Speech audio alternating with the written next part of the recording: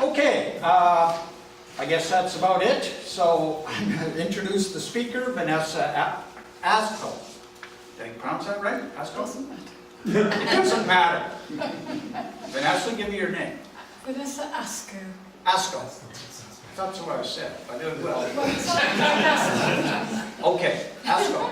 It doesn't matter. There you go. Anyway, she's come all the way from England specifically for this, actually, pretty much specifically for this.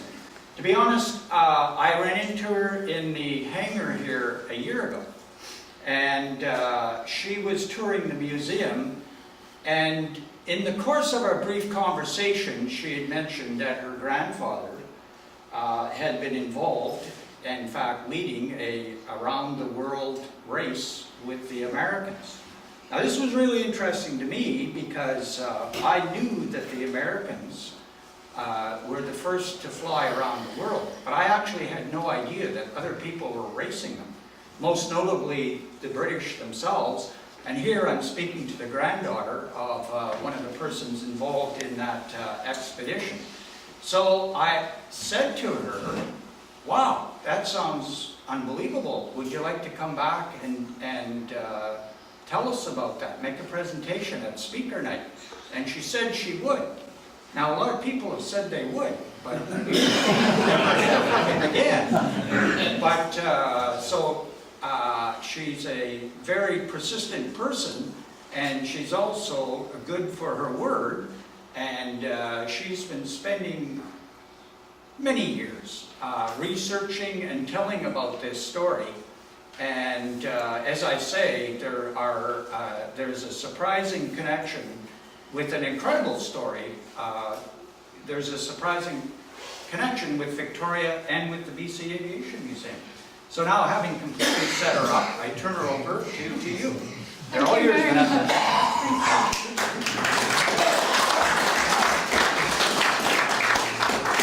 Well, good evening, and thank you very much for having me here. I'm intending to not speak with a microphone. I hope everybody can hear me. If you have a problem, please say so. But I hate microphones, so I'd rather do it without. So, here is my grandfather, Squadron Leader Archibald Charles Stuart McLaren. He was one of the most distinguished and promising RAF officers of his generation. Born in 1892 in Oxfordshire, he was educated at his family's prep school called Summerfields, and then he went on to Charterhouse School, where he was expelled for being a very naughty boy. And the onset of World War I brought him a commission in the King's Own Scottish Borderers Special Reserve. He transferred to the Royal Flying Corps in 1914 and served with great distinction as a bomber pilot in the Middle East and Europe. And in 1916, he gained the Military Cross for conspicuous gallantry and later gained a bar to the cross. Then in April 1918, he was commissioned as number 13 in the newly formed RAF. He was awarded the Air Force Cross in 1918 for captaining the maiden flight from England to Egypt in this Handley Page aeroplane. And he took, you may see there, his little dog Tiny with him. With every flight that he did, not the round the world one, but all these flights, he took little Tiny, who apparently galloped up the steps before he did, and so always wanted to go. He was appointed in OBE in 1919 for being part of opening up the first airmail routes across the world, and this started his love of long-distance flying. And he gained the Distinguished Flying Cross, serving in Aden in 1921 and 22. And it was from all this experience and a wonderful sense of adventure that in 1922 he started making plans to be the first person to fly around the world, after Major Wilfrid Blake's attempt had recently ended in disaster. He recruited 2 other members of his crew. That's grandfather, This is Flying Officer William Noble Plenderleith. He was the pilot and he'd been posted to 56 Squadron at Abukir, where he'd met my grandfather. And this is Sergeant William Herbert Andrews, who was to be their flight engineer and fitter rigger. They had their lucky mascot, Marmaduke, who sits on the plane there, and also, with Tiny, went with him on every aeroplane that he went on. And Grandfather always hoped that he would bring him good luck. We'll see if that happened. The photographs that you're about to see are all original ones taken in 1924, except for a few of the maps. And the newspaper cuttings are taken from the Times newspaper, which covered all the flight while they were doing it. This is the Vickers Vulture amphibious biplane. There were two identical planes made at the time. One was shipped to Tokyo in a packing case, just in case it was needed. They were designed by Vickers, especially for the flight, made from wood and canvas with some metal reinforcement, and these were the only two ever built. It had dual controls with a range of 1,150 miles and a cruising speed of 85 to 90 miles an hour. And their undercarriage was raised and lowered by hand from the cockpit so that they could land on sea and land. And this had never been designed before by Vickers or anybody else, I don't think. Navigating was entirely with the aid of a Reeg turn indicator and some maps, and there was no wireless at all. Now, sadly, the British Air Ministry at the time were not interested in the attempt because the previous one had failed. They didn't want another failure, so they wouldn't fund at all, and the flight was funded entirely by private concerns. Vickers, of course, designed and made the planes for him. Napier Lion provided the engines. Chalmers provided the fuel. The Times had the reporting rights, and Burberry provided them with their coats. So my grandmother spent months then collecting information, landmarks, weather conditions, navigational bearings, compass variations, local time changes, as much as he possibly could, which I think he just wrote down in a notebook, and that was all they had. So this was the Napier Lion 12-cylinder engine, 450 horsepower. This had a 4-bladed pusher propeller, and they carried 317 gallons of petrol. Now, weight was very important, and you'll see that as the flight took place. And each of the crew's luggage couldn't exceed 10 pounds. So as you can imagine, they didn't take very many changes of clothing. Now, sorry, well, the actual route mapped out is reasonably clear, but these, again, they're very old photographs, so not terribly clear. The route was from west to east, so starting from Calshot in Southampton, down through Europe and the Mediterranean, through the Middle East, to India, Burma and China, up through Japan, Kamchatka, which was then Russia, and the Aleutian Islands to Alaska. Then through Canada to the Atlantic, crossing via the Azores to Portugal, Spain, and back through France to London. Now, the total distance planned was 23,254 miles, and they thought they would do it in the flying time of 293 hours, which was not going to happen. At the time that Grandfather announced his plan, as you've been told, there was a simultaneous announcement from the American government, who had 4 planes, and they were going in the opposite direction, leaving Los Angeles on the 15th of March. And it later transpired that Italy, Portugal, Argentina and France also tried to have a go, but they didn't get very far. So the likelihood of success really lay with the British or the Americans. So here we are, March the 25th, 1924, Calshot, Southampton Water. The day dawned fine, and many spectators and dignitaries arrived. the Vulture stood at the top of the slipway, and I have stood there with the grandchildren of the 2 other crew members, which was just one of the most emotional things that you can possibly imagine. It was wonderful. And here they are, loading up with the Shell aviation fuel here. Calshot Naval Air Station at the time was the testing ground for operating aircraft from the water, and it was the home of the Sunderland flying boat, which actually you can see one at the back. That's the Sunderland flying boat. And it later hosted the Schneider race. My grandmother came, she went on the warm-up flight down Southampton Water with Captain Cockerell, who was the Vickers test pilot. She said she regretted that she could not come on the trip. It is a splendid machine and my husband is delighted with it. And here she is, giving him a kiss goodbye. So here they are.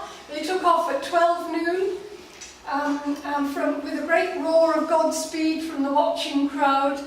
And they had an escort to the Isle of Wight of 2 F-5 flying boats and 3 Avro Bison aeroplanes as they headed off down the Solent.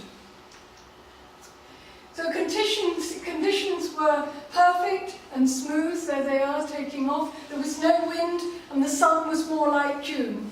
The family watched the departure. Here's my grandmother. My mother seems to be thinking it's going in the opposite direction, but she's still waving. She was 4 years old at the time, and this was her older brother. But 35 minutes later, after they left, they ran into bad weather and fog, and flying completely blind at 50 feet above the water, Plentyleith opened full throttle, and banking at 90 degrees just missed cliffs by only a few feet. They were forced to land at Le Havre on the sea and anchored in front of the well-known Frascati Hotel for the night. Next day, no improvement in the weather, and they took off from rough seas in rain and squall. They set the compass course for Lyon, reaching an altitude of 1,700 feet, but by this time the weather was beyond a joke, apparently. They arrived at Bron Aerodrome at 3:45, having completed 325 miles in 4 hours.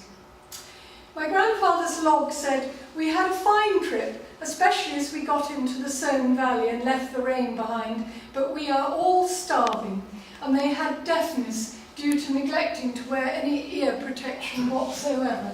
And with the engine just behind them, I'm not really surprised. So on the 27th of March, they take off for Bron Aerodrome in the morning for Rome, with an overnight stay at Civitavecchia because of tiredness due to incessant bad weather. I'm sorry, I don't know why these are not terribly clear. They're much clearer on the slides, but it's not very clear. I'm sorry about that. I don't know whether there's any way of, well, anyway. I can try one light, we'll see if we have better contrast. Slightly better, I think, but it should be better than that. I'm sorry, I don't know why it's like that. Anyway. So they arrive at Centrecel Aerodrome and decided to extend their stopover for a couple of days for general repairs.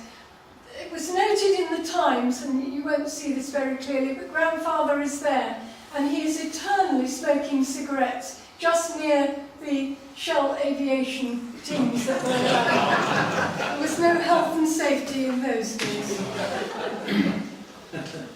So, 30th of March, they've completed the Europe stage. You can see the yellow line down here. And they took off early from Rome to Athens again in appalling weather. Grandfather's log read, "We were groping about in near pitch darkness. Then a small gap appeared in the clouds, and flying at 100 feet, we found ourselves in a small valley, and to our joy saw a railway line. This gave me a clue to our position, but I don't know what we should have done if we had come to a tunnel. We should either have gone through having our wings behind or gone aloft to don other and better ones. So they put down at Brindisi Aerodrome, that was a naval aerodrome, to await clearance of weather and set off again, but then there came a terrible noise and vibration issuing from the engine, and they were compelled to land on Lake Corycia, here, at the southernmost end of Corfu Island. The machine was grounded about 100 yards offshore in 2 feet of water, and the problem was stripped reduction gears and a cracked crankcase. The Times reported McLaren and Plenderleith trudged 10 miles to send telegrams to the British consul in Corfu. They had no other means of being able to get in touch with anybody. To inform Vickers and Napier of the problem, they washed and shaved in the office here. There's his grandfather here. And they borrowed some Greek money from a local man. And we just wondered in this photograph whether this was the kind local man who offered it. I don't know. But 3 days later, 3 weeks were to pass, waiting for the new engine to arrive, and they spent it in warmth and peace in their hotel, having solved their housing problem on the banks of Lake Corycia with a very splendid tent. And here we see them lunching on the shores here. They were 10 miles from the nearest village, so they had only themselves for company. All the time, the machine was lying on a beach between Lake Corycia and the sea, and they decided they'd get it back onto the sea. And as luck would have it, the British warship HMS Wishart was in Corfu harbour at the time, and the crew lent a hand and hauled her across a spit of land separating the lake from the sea, and towed her along the coast to Corfu harbour. So finally, on the 14th of April, the Emperor of India arrived from England with their new engine, and here we see it being loaded down onto the plane. The gears between the engine and the propeller had been damaged during flight. Napier said they'd never previously experienced anything similar, so I don't know what they did. 2 days later, they were off heading south to Athens. They had a wonderful flight, circling over the Acropolis, and landed on the sea, and were met by a Greek naval cutter's crew who did their honours by towing them up to the slipway, and then Plenderleith taxied them up to the slipway to Phaleron Aerodrome. This was the naval seaplane station at Athens at the time. Flying time now since leaving was 26 hours. The next day they left Athens. This is one of the very rare photographs of the plane in the air.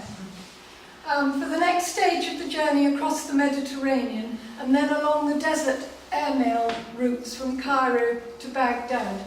But they had difficulty taking off. It was calm, but impossible to get lift because of they had to offload 25 gallons of petrol. It was too weighty to get off the ground.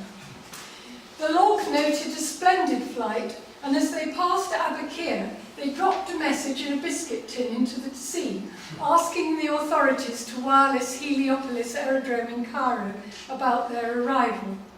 We'll see if it actually got there. So they arrived at Heliopolis Aerodrome. Here's the plane here.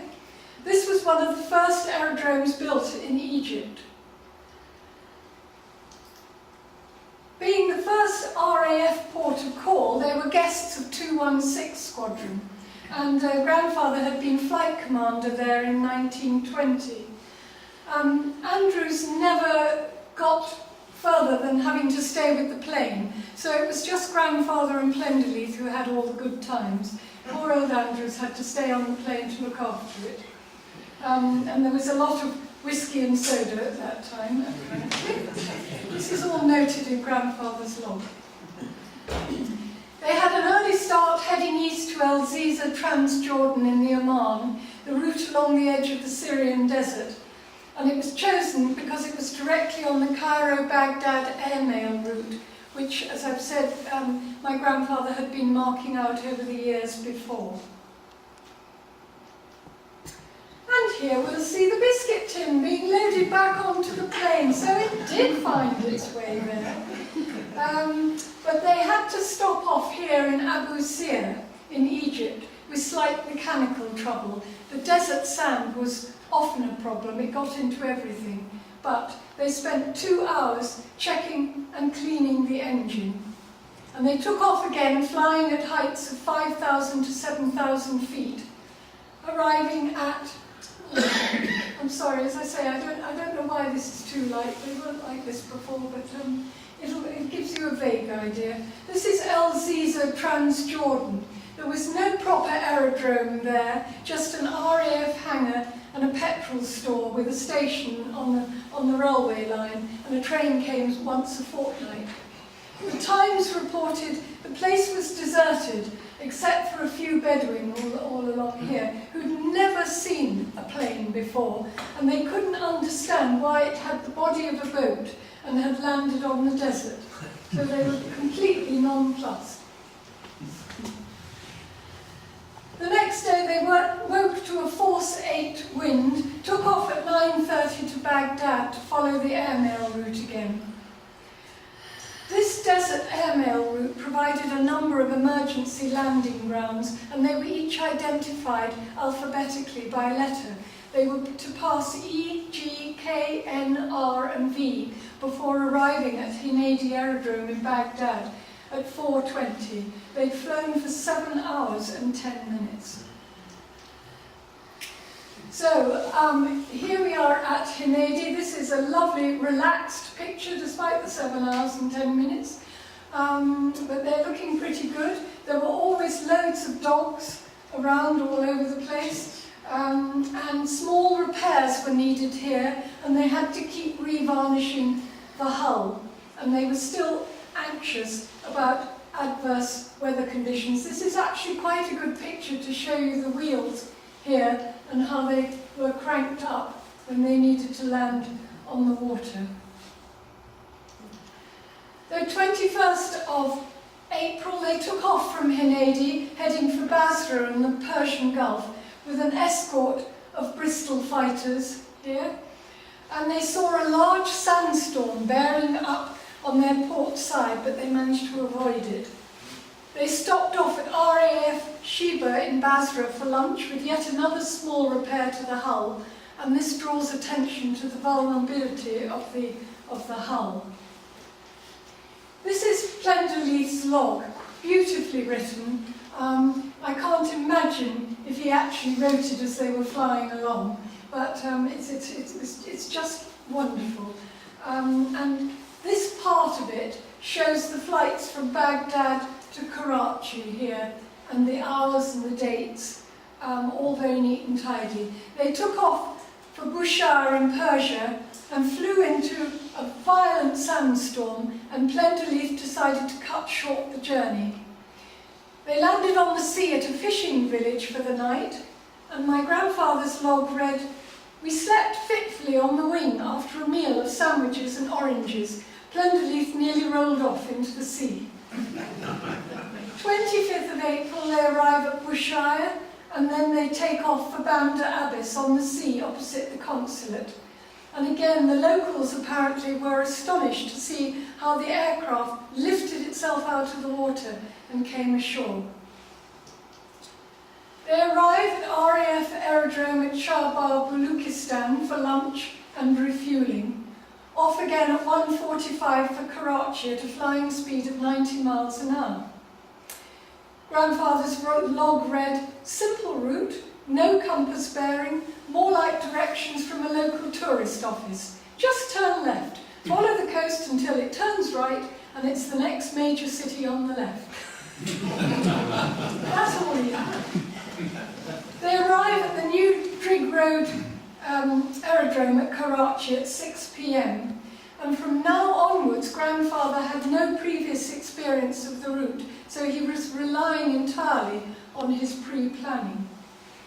26th of April they take off for Nazarabad, they failed to arrive.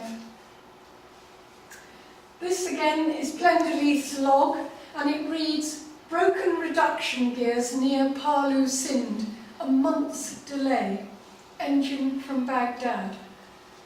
So what happened? Apparently, flying at a height of 4,000 feet, the engine just stopped. The reduction gear had stripped again. But luckily, Plenderleith made a first-class landing, and the machine was surrounded by curious people in minutes. My grandfather went off on a borrowed pony to telegraph for assistance. So they managed to get the Vulture into the shade, and the villagers put it under the bushes, and women covered the body with cloths to protect it against the sand and cracking in the intense heat. But the damage was far more serious than they had first thought, and a new engine was going to be needed. Now, spare engines were unobtainable in India, so it had to be replaced by Iraq Command and brought by boat with a delay of a fortnight, which was a real blow. However, while they waited, the westbound mail train from Jodhpur arrived, and the railway authorities spent special refreshments in a sleeping car, so they weren't altogether uncomfortable. The Times reported replacement engine coming from Baghdad on a fast boat, then to be sent overland to Palu, and this is how it was transported. So the crew prepared to remove the old engine. Here they are, under here. There was no crane. They were assisted by most of the strong men in the village, with around 240 railway sleepers from the nearby railway and assorted pieces of railway line, which is what these are. They made a gantry and used a simple pulley hoist. So here they are replacing the engine. For any technical people in the audience, the new engine would be a high compression one for use with a conventional front-fitted propeller to be converted for the Vulture's pusher propeller, but would then need to be exchanged for the low compression type before they left India in order to use lower grade fuel, which was available on later stages of the journey. Here's Plenderleith on the right with the reduction gear, and he actually, we always think he looks as though he's telling it off.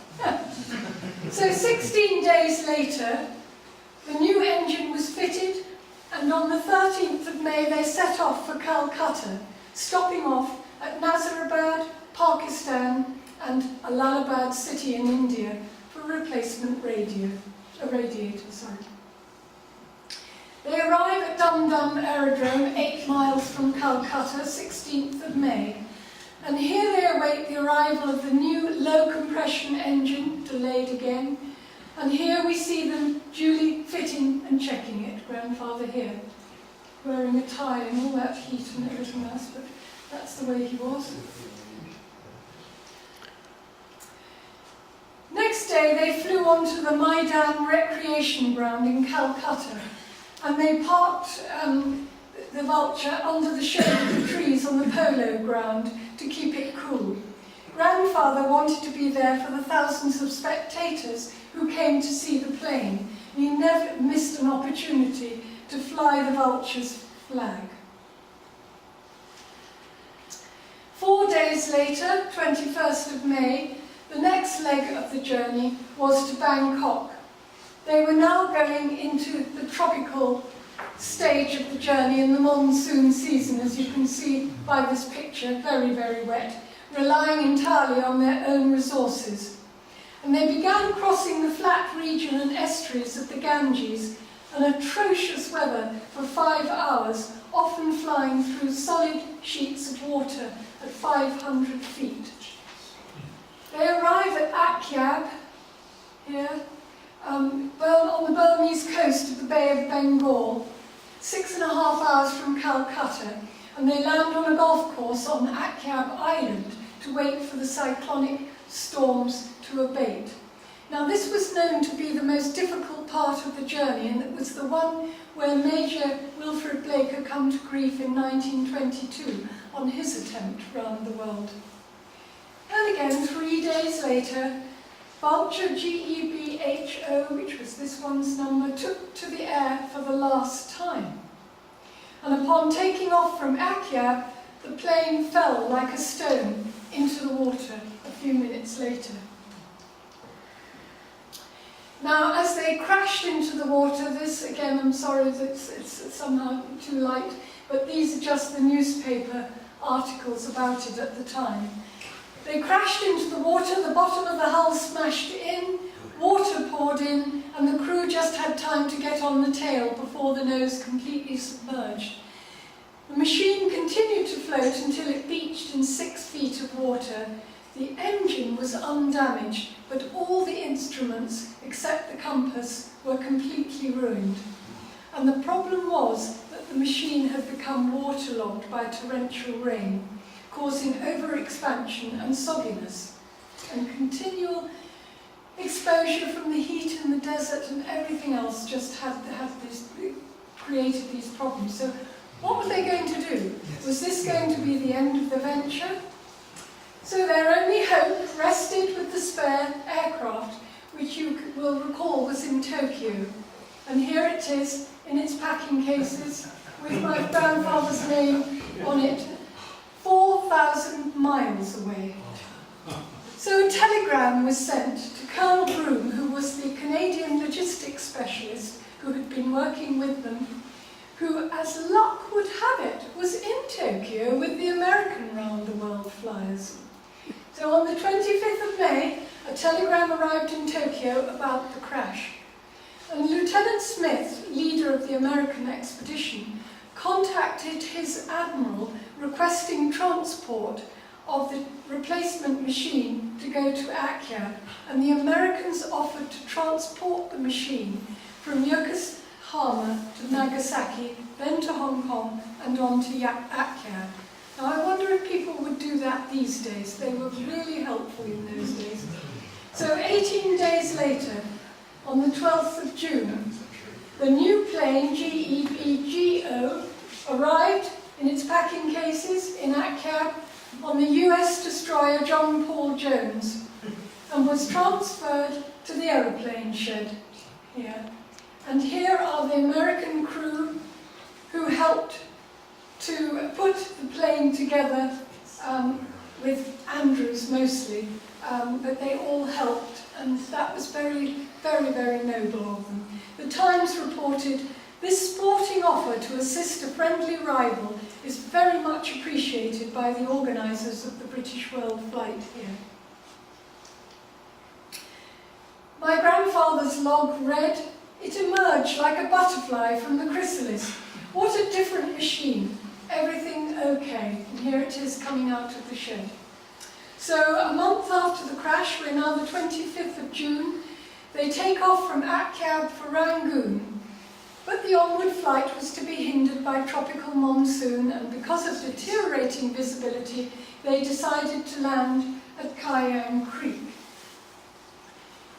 Now, while they were there, extraordinarily, they heard the sound of aeroplane engines, and they looked up and they spotted the aeroplanes of the American 3 Douglas World Cruisers overhead, flying the other way. They, of course, were quite oblivious of the Vulture below.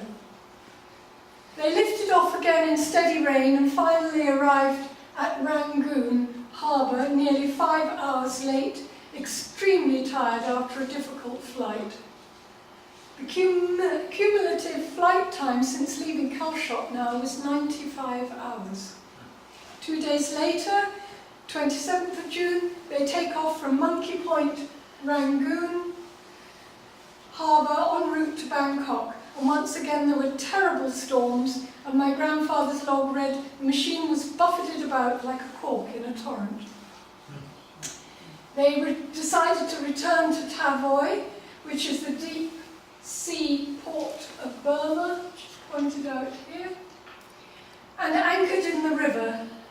And the log read, "Landed at Tavoy owing to filthy weather, filled up with petrol scrounged from 2 Ford cars." So they got it from everywhere. Next day they take off from Tavoy, flying over dense jungle, and arrive at Dong Mueang Aerodrome in Bangkok. Dead tired, but relieved. They followed the river northwards to Tai Kek. I think my husband has put these little yellow arrows there so that you can see some of the places that they landed there. Once again, some pretty awful weather, and they went up to 7,000 feet to clear the tops of the mountains with still thick cloud. They attempted to find a jungle clearing to land and wait for better conditions, but at the height of only 10 feet realised they were over a vast grassy swamp, so they climbed up again to 9,000 feet before they found the sky. This is the cockpit of the aeroplane here, so it gives you an idea of what the instrumentation was like. My grandfather's log read that little experience took about 10 years off our lives. We were never so frightened before. While we were down over the jungle, we saw a large herd of elephants and another of buffaloes, and any amount of deer.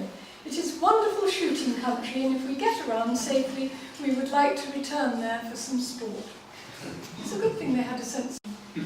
They set a rough compass course for Vinh for refueling. Vinh is there.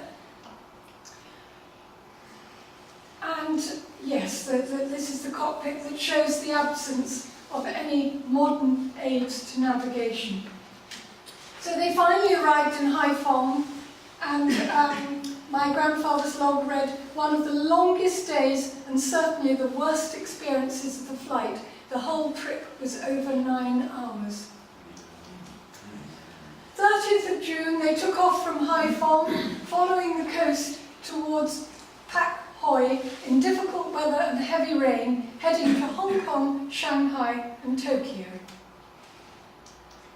They arrived at Stonecutters Island, Hong Kong, to the right of Green Island, and the Vulture alighted on the water. There was a hearty reception, you can see here, from a fleet of launches, including that of the governor. McLaren and Plenderleith were guests at Government House and met up with Lieutenant Doisy, here he is here, who was the Frenchman who was attempting to fly around the world, but his attempt had ended, and he was on his way to Indochina to shoot big game before returning to France.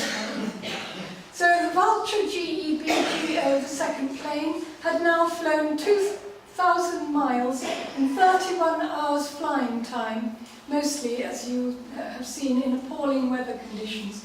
They still had 800 miles to go to Shanghai. 3 days later, after a stop-off at Fuzhou, they arrive at Shanghai on the 3rd of July after nearly 9 hours flying again. But they did have excellent weather all the way, and they were taken ashore by local people in a sampan. Again, Plenderleith and grandfather, Andrews had to stay sitting on the plane. Friday, 4th of July, the Times reported social engagements were the only thing reported in Shanghai. Lunch with the British members of the Shanghai Club and dinner given by former members of the British Air Force, but they were also greeted by General Sheng. This is General Sheng here, commander of the Chinese Air Force. Now, Mrs. Grandfather here, as you will probably recognise, and Plenderleith.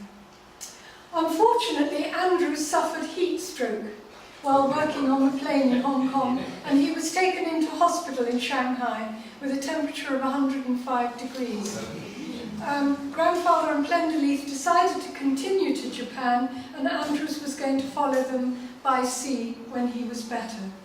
But the next day, they continued to Tokyo, where they planned to replace the engine again in readiness for the most difficult section of the route. The flight over the East China Sea to Japan was uneventful, thank goodness. They had an overnight stay at Kagoshima Seaport, and the following day they leave for Kushimoto, where they planned to refuel and have some refreshment. And there was a warm welcome from the authorities, citizens and the school children here, who were all wearing their Sunday best with Union Jack, so they were pleased to see them. Left the following morning and arrived at Kazumagura Naval Air Station in Tokyo. The Times reported a remarkable progress, 4,015 miles in 13 days. They've taken 1 day less than scheduled time for this stage of the flight, and they've been in the air for 19 hours from Shanghai to Tokyo over 3 days. They were greeted by Admiral Komatsu, this gentleman here, commander of the air station at the time, and were very well received. They were each presented with gold medals, made-to-measure black leather flying suits, and a silver rose bowl. My grandfather's log read, "We hoped the visit would give us a good effect on Anglo-Japanese relations," because the Japanese at the time were considering buying British aircraft. But after the visit, they apparently changed their minds and bought French and German machines instead. Now we wonder, because he's not really eyeballing grandfather at all, he's kind of looking in the other direction. We don't know what grandfather said to him. I hope he didn't have a bad effect on him, but we'll never know. Andrews now rejoined them, he was fine again, and Colonel Broome, the logistics expert from the Canadian Navy, was taken on board to help navigate the next stage in the journey en route to Alaska and locate supply dumps throughout the chain of the Kurile Islands. He sat with Andrews in the bow, and you can imagine now we've got 4 people, so there's quite a lot of extra weight. So what did they have to do? They had to leave behind the wheels and the undercarriage. So they were committed to any landing on water. They set off again on the 12th of July, and the next leg was to go up to northern Japan before heading off up the Kurile Islands to Kamchatka and across the international date line to Alaska, which was one of the hardest parts of the journey, as you will well know. I've written, you know this, the islands were mainly volcanic and the terrain was desolate and fog-infested. Also, there was a great risk of running into flocks of large, slow-moving birds which could break the propeller. But on 14th of July, newspapers were to report British airmen overdue lost among the islands north of Japan. 2 days later, reports read, "Still no sign, Japanese destroyers searching." Everyone at home was very concerned, but despite the worry, grandmother here set out to welcome the American flyers when they arrived at Croydon on the leg of their world flight attempt. Now, nothing was heard until the 21st of July.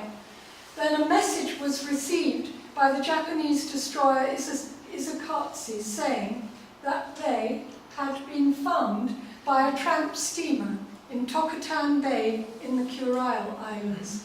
And here is my mother looking very pleased, and her big brother, that McLaren was found and Daddy was safe. Now what had happened was that they, and again I'm sorry this is again gone too light, but they're just the newspaper reports. They'd run into difficulties with the usual filthy weather, and on approaching Europe Island they were forced to land and ride out the force 9 winds and torrential rain. But they pitched a tent on the lakeside, moved into a wooden hut at a small fox farm with the comfort of an iron stove, and apparently the fox farmers provided excellent salmon, which you have here, which I have tasted. Glendoleith developed fever and the flies were awful, but the next day they had signs of better weather. That's where I'd actually like to leave it, because the rest of the journey is as we're coming into Canada now, the Aleutian Islands. I suggest that we stop, you have a coffee break, and then we'll get into the big Canadian bit, if that's all right.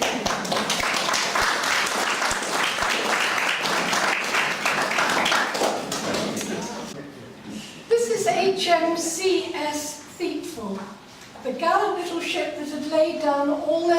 supplies in the Kurile Islands.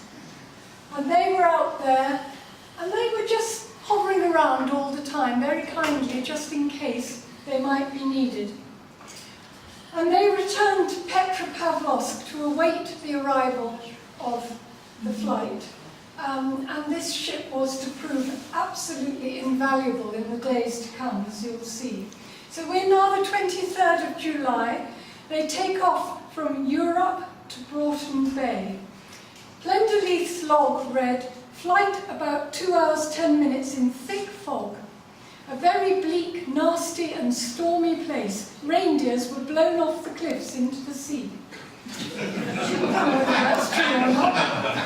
They had an overnight stay, and on the 24th of July, after several takeoffs and landings, they reached Petropavlovsk. As you will remember, they had to take the wheels off, so they had to land on the water. And they were met by the crew of HMCS Thiepval, who were waiting there, as I've explained. They were forced to stay for a week because of the bad weather, but here they are with the enthusiastic crew, who they'd been, the crew hadn't seen anybody for days on end, so they were actually quite glad to get together and have somebody to talk with, and they had an enjoyable time together. These pictures are actually taken from the Thiepval, showing the terrain, obviously not at this time of the year, but this is how it could be like. And these were the smoky seas, of which Kipling wrote, "The weeping fog rolled fold on fold, the wrath of man to cloak. Half steam ahead by guess and lead, for the sun is mostly veiled. Through fog to fog, by luck and log, sail you as Bering sailed." It was a pretty dismal place, and here's Thiepval as it was doing in those days in the snowy atmospheres. They left Petropavlovsk, heading for Bering Island and the Aleutians to Alaska. But little did they know that this was to be the final day of their journey. Nearing Bering Island, the fog dropped to the surface of the sea. They were travelling at 100 miles an hour, 100 feet above rough seas, in blinding rain. Plenderleith swerved to avoid hitting a cliff and made a desperate landing along the swell. But the wing tips shattered and wrenched off, as you can see here. The plane swerved and the fabric was torn off the lower port wing. The clock stopped at 10:55 a.m., which was the time of hitting the water. And Broom and grandfather had spent 2 hours running back and forth along the lower wings as the plane seesawed on the water, and the weight of the engine threatened to capsize them. The engine started again with difficulty. Everyone was very cold and wet. They saw the sandy beach ahead, ran in close to the breakers and jumped into bitterly cold surf and held the plane onto the plane head onto the sea. Beached the plane and unloaded the gear.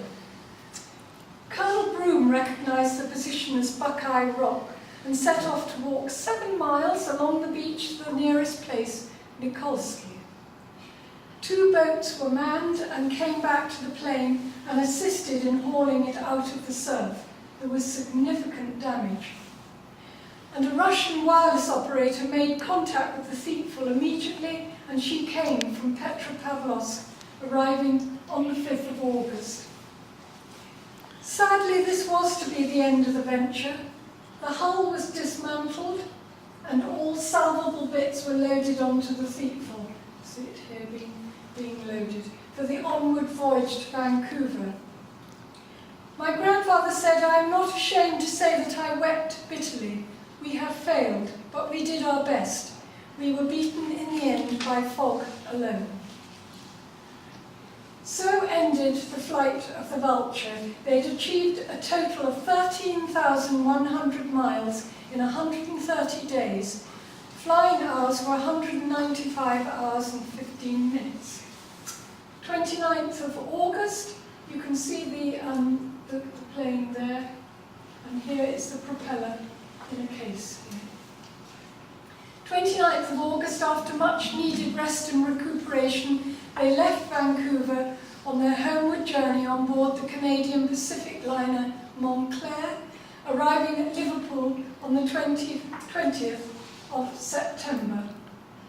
My grandmother came to meet them, and they boarded the train and arrived at Euston Station. There was no official welcome, no representatives from the Air Ministry or the Royal Aero Club, just a few members of the press. And what was it the Secretary of State for Air said at Calshot on the 25th of March when they set off? "We will promise them a splendid welcome on their return." Nobody came. It seems that all the lessons learned from this extraordinary venture seemed to mean very little to them, which was rather sad.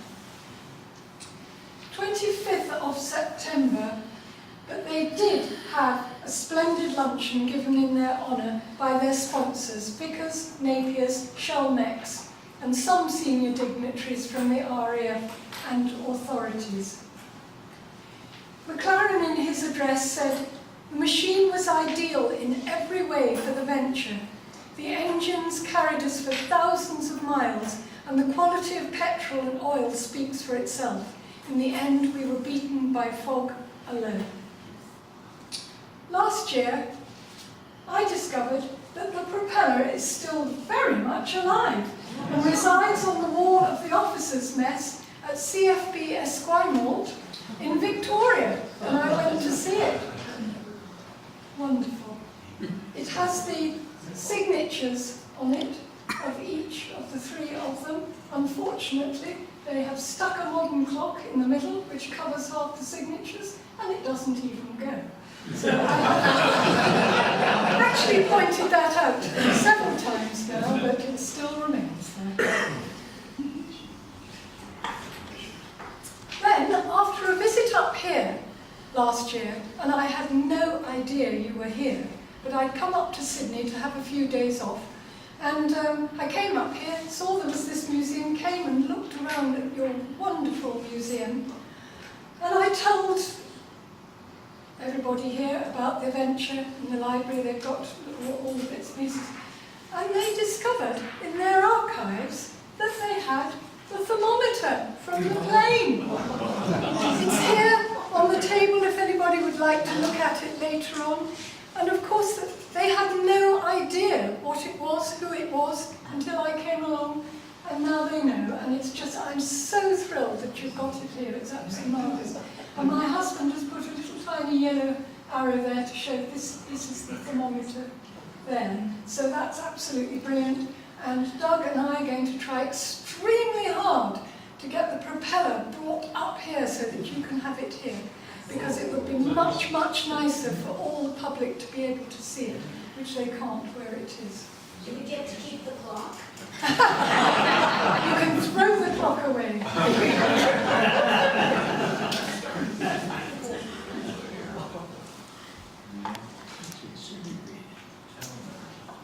My grandfather said, "That is our story.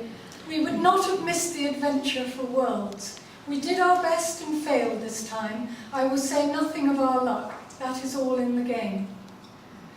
On the 28th of September, the Americans' world flight ended successfully in Seattle, having taken 175 days to cover 27,534 miles in their, well, they had 4 Douglas World cruises to start with. They had 2 at the end.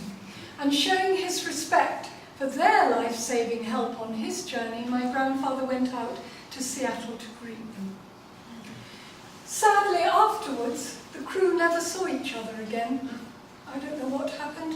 Plenderleith rose to Wing Commander, commanding GR Squadron, and died in 1939. Andrews rose to Warrant Officer Fitter 1, completing 35 years of unbroken service, and retired in 1950. And my grandfather was posted to Egypt to command 208 Squadron and retired from the RAF in 1930 with very ill health. He died in Madeira in 1943, aged 51. That's the end of the story of his world flight, and I am extremely proud to be able to tell you about it. Thank you very much.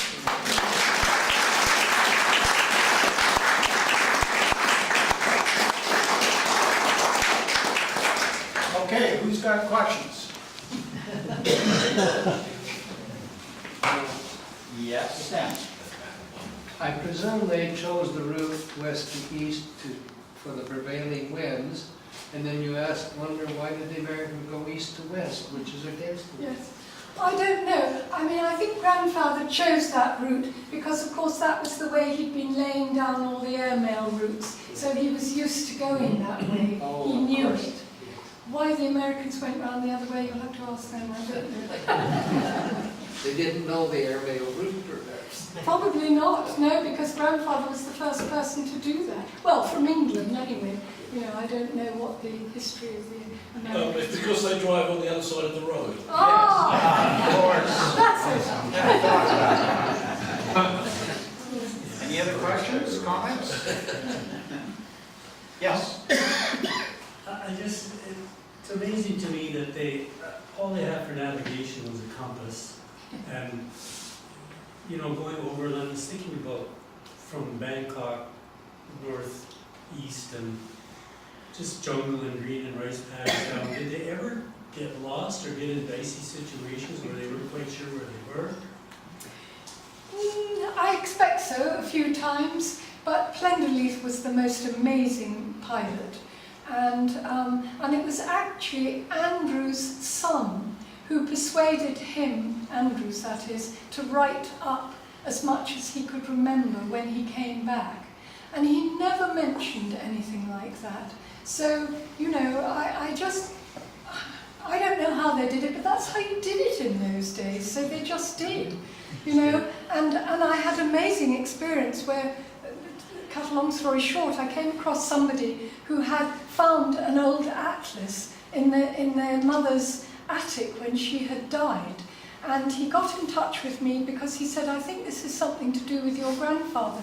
It was Grandfather's atlas, and it was where he had marked out the whole route and written little bits and pieces. And there it is in all his writing and everything. So it was amazing.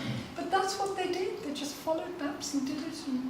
But Plenderleaf was an extraordinary pilot. Without him, I should think... Did they have maps just in an atlas as opposed to I think they probably had some paper, yes. This was when he was first marking it out, I think, in this atlas. But also knowing the variation from magnetic and true, because the maps would have been in true, they would have had to do enormous planations. Yes, yes, indeed. I think you have to have a lot of lack of fear and, I'm just going to do it sort of attitude. You've got to have that attitude, It's all otherwise... dead reckoning navigation, Yeah. so that was just, you're traveling light. I know. So, I've been there and done dead reckoning nav on an airplane, and it's not fun. no, it's not. Any other questions? Vanessa, your grandfather was married and he had 2 children at the time. Yes. Were the other 2 both married at that time with families? No, my mother was 4 when he Right. did the flight. Her brother was 2 years older, and there was just a baby. There was the 3rd one, and was just a baby as well. The other 2 men that were with him, Andrews and McLaren. Yes, They were married. Yes, they were married, and they, I think, both had small children as well. Andrews, in fact, the RAF stopped paying all of them. They said, you're not having any pay while you're doing this flight, which was very difficult for Andrews because he was, he didn't have a lot of money. So I think Grandfather helped him a bit because they had family and everything, but they just stopped the pay. Yeah. How did they manage to get the Canadian Navy, or whatever it was at that time, involved? Still involved? That was pre-planning. It was the bit which Grandfather hadn't known himself at all coming up on the Aleutian Islands and everything. So he had obviously got in touch with the Canadian Navy and he knew Colonel Broome. Colonel Broome was involved in other things, and he'd come across him at some stages, so he knew him. So it was Colonel Broom who organised it all, and that I think is how the connection was made. Yes. Whether there was another connection, after grandfather had been thrown out of school, he was actually sent by his mother, who put £5 in his hand and said, "Get off to Canada and do something with your life, boy." So whether he actually made some contacts then, I don't know, but he was in Canada farming apparently at that time. Yeah, so he may have made some contacts. Any other questions? Yes. Who took pictures during the flight, or else other people along the way that took the pictures? Well, they were mostly the Times newspaper reporters and that sort of thing. Some of them were again, through the internet. I've managed to meet people whose fathers or grandfathers were journalists at the time who took pictures when the plane landed and that sort of thing. And then, as I was telling you, Shell Mex took a whole lot of pictures. So they've come from all over the place. That's why there aren't many in the air, because mostly they were when they had landed at various different places that people were there taking pictures. The Russians, when they got to Petropavlovsk, the Russians wrote that up and they took some of those pictures. So they're from all over the place. And I'm just lucky enough to have, in my research, have been able to manage to find them. Vanessa, were you able to find out how the propeller ended up at its run? Yes, because grandfather gave it to them. When the thieful brought them back, he gave them the propeller as a gift, and that's why he got all three of them signed it, and it was a gift to them. But it's going to be a gift to you now. We hope. Yes. Anyway, there's so many elements to this story, and I think most of us, or many of us, knew that the Americans had completed a circumnavigation of the world, and they were the first to do it. Nobody, well, I certainly didn't know about the secondary effort, that they were being raced. And, the official attitude was, or the position was that, well, they failed. And I would say, correct that by saying, well, they weren't the first, but by gosh, it was a triumph of human courage, persistence, and determination. And I think that's some of the best characteristics of humanity. And if that's not a winning attitude, a winning scenario, personally, I don't know what is. Now, as a historian here, I'm going to provide a bit of an off-the-cuff update. So I recall, although I'll have to check this out, at least one world cruiser survives. And I seem to think that it's on display in the Smithsonian. Perhaps, yes, you're saying yes? Yeah, I'm pretty sure it is. I'd have to look that up. So you can see that machine. I'm not sure what happened to the second one. There could be two of them, but I think I know of one, and I do think it's in the Smithsonian. But we'll check on that. Another thing, the Valiant I'm putting a plug in here for the Canadian Navy. How good is that? HMCS Thiepval, that valiant little ship that went out and did all the supply dumps and set up everything for them, cruising around very dangerous waters. And rescuing the brave, intrepid flyers in their hour of need and bearing them back to Canada kind of brings a tear to your eye. Anyway, you can see it today. Unfortunately, you'll need scuba gear because it's at the bottom of Barclay Sound. But, it's still back in Canadian waters, so I thought you might want to know that. I guess at this point, you know what? You've achieved a first, by the way, I should mention. After 8 years, you have taken the title for having traveled the furthest in order to give us a presentation. So I just thought I'd award you that honor and make the traditional gift that we have here, which is a bottle of Canadian, British Columbia, fermented grape juice. So we happen to know that what you like, so it's a bottle of white. Oh, thank you very much. Anyway, oh yes, one other thing I did mean to mention. Of course, you realize that we had intended to pay you an extraordinary and outlandish fee for your appearance.